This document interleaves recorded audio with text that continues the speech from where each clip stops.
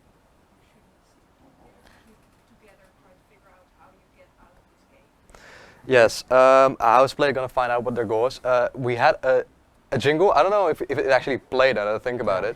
Yeah, maybe Um, I can just Yeah, answer and that one Alec actually. has worked that out a little bit on how to tell the player what is actually going on. A little intro to the game. Like the question was basically like, how does the player know what to do in the game? So at first, when you go in the submarine, there will be some kind of radio guy that speaks to you from Deep Extraction Inc. that actually tells you what kind of the main mission is and what the general thing is, what you need to do in the ship on how to operate. Not like the controls and such, but there is some way to control and there's some way to navigate and steer the player in a general direction. Furthermore, like give even more tutorialization. That's something we want to add if needed after testing the actual, the game that we have in the end. If that, I hope that answers the question. Okay. Now we can get back to Question Twitch from chat. Bracanium, yes. Does hold left mouse button to grab lever also show controller inputs? I'm sure someone in the audience would also be really happy to hear the answer to that. So does holding left mouse button on the lever? Yeah, so like the prompt No. on the lever. I Yes. can I can That answer changed that to real quickly controller. as well. No, not yet. Okay. But eventually it would work in a way that it shows the keybinds as well. As in, oh, you hold it and then it shows like you can move it up or Yes. Yes. We Yeah, but right now we don't have it. no. But eventually it would, yeah. Another question from Krokante Koter, 123. What is the name of the radar package / plugin, or was it handcrafted? What is the name of the radar package? Yeah, Like or as in, plugin. does he mean the 3D map or does he mean the radar that wasn't working in there? I think. I think the I 3D think map. he means I think the 3D map. yeah. Okay, that one was made custom by one of our brilliant programmers. It's a really brilliant one. Yes, he made it from scratch. So the way it works, it's just like how you can see that it's like updating in rotation. That's actually like not only like an animation, that's actually how it works. So it just scans the environment of from the point of the submarine, and it sees if there's an object there, and if there is, it will draw a dot, and it will do that every time in rotation there. So that's how it worked, all custom. Brilliant. So I hope that answers your question, Krokante Koter 123. Anyone here or not asks, will anyone in the front ask about controller support? If not, what about controller support? So would someone in the front like to ask about controller support maybe? Yes. Okay, so what about controller support? Well, we did have it, but by now we're just focusing on, well, we had, like, the thing is with the controller support is that it is fun to add, but as you can see from the Q&A as well, is that there are a lot of things that people are asking that are, I think, a lot more important at this moment, to actually show what the player is supposed to do and explain to them what is the goal of the game. I think that controller support is something that we know we can add if we wanted to, but that we have chosen to prioritize the gameplay loop before. And that we're going to do that again. So we're going to work on the gameplay loop first, make sure that it is actually playable and that it's fun, and then after that we're going to see if we can make it for control. I hope that answers the... It sounded a bit desperate, but... A few questions ago you mentioned the audio fragment that was supposed to be played during the presentation. Yeah. What if we can play it right now? Okay, yeah, we had a little audio fragment of the intro, little blip. Yeah. Yeah, we can play that.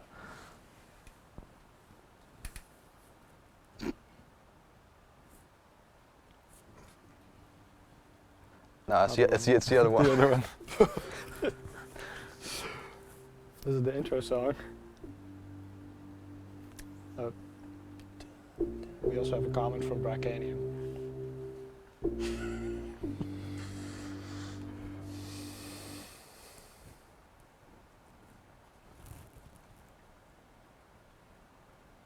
Okay, well, I mean, it does exist.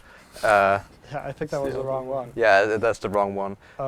We do have a comment from Bracanium saying controller support is already in, so Okay, Bracanium. I don't know. I can't verify. Yes, it is already in, but when adding new mechanics, we should test again, and that's so it wouldn't be that difficult. Like we said, it isn't like the main priority, but we can look into it. We haven't discarded it yet. No, we just know that it is possible to add, but it's not a priority. It's obvious that we have other stuff that we really want to figure out first. The textures, the way the submarine layout looks, the way that the game guides the player. And I think that those are, at the moment, a lot more important to the demo. And later adding, well, you can have a game without controller support, but so I don't think controller support would add to the feeling of the game and the gameplay in a sense. Do we have any other questions? Not from Twitch chat, but I see one in the back. I have a small suggestion that you take into consideration. Right now, the submarine isn't moving on its own, right? You have to actually pull the handle so it goes forward. Maybe you could make it so the submarine actually moves forward on its own, but also already implements some kind of urgency because it's moving the whole time. And then you can still have it move left and right by pulling the handle. Just a suggestion. Then that you made the submarine move independently from the player input. Yeah, but just forward. So it does that automatically, kind of like it's moving automatically forwards, right? Okay, yeah. It will be difficult in moments where you're like going down into holes, because then you would only want to move down, you wouldn't want to move forward. And also on some place in the map it can be very crowded, so it might frustrate the player to do it that way. But who knows, we're still like testing different ways to do things, so we'll take it in consideration. I do kind of want to repeat like what was said because no one repeated what was said. So there was a suggestion to make the submarine constantly move forward to add a sense of urgency to the steering. So Yeah, and then we had all the replies from both of these guys. So I saw a hand, but it went down, so I don't know. I just thought for those difficulties, maybe you could add like a, I don't know, a button or whatever that puts on the engine, and as soon as the engine is on, you're automatically going forward. Yeah, to You can turn it off when you have to go down, or you're invisible. so like to add on to the idea of making the submarine move forward on its own independently. Really angry at your friends because they put on the engine when they weren't supposed to, and they crash into the wall. Yeah, so having like an engine that you can turn on or off. So and when you turn it on, it also moves forward, but you can use the other stuff as well.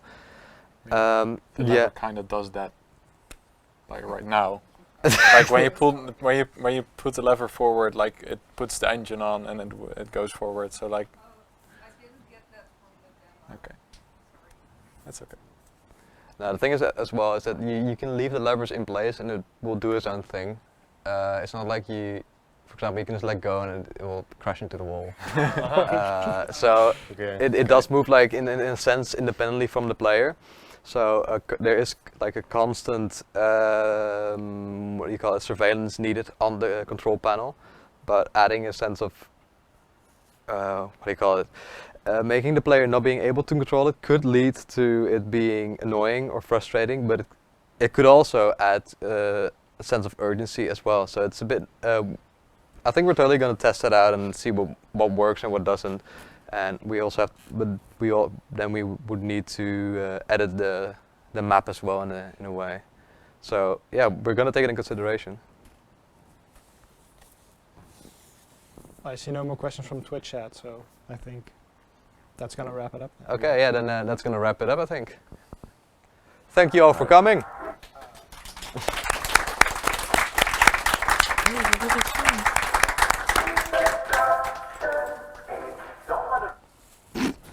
Okay, it's a little bit late, but that was the jingle. That was the was jingle. supposed to tell you, like, yeah. Zijn we live?